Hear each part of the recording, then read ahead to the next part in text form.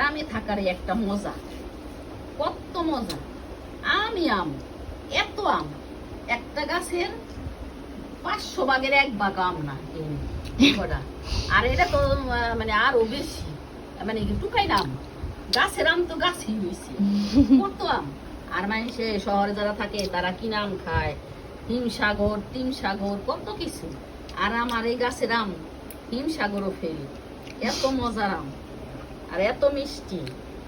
খাও সবাই, সব আত্মীয় স্বজনদের দেও, কত মজা। এর থেকে মজা আর পৃথিবীতে গাছে ধরে। গ্রামে থাকার একটা মজা।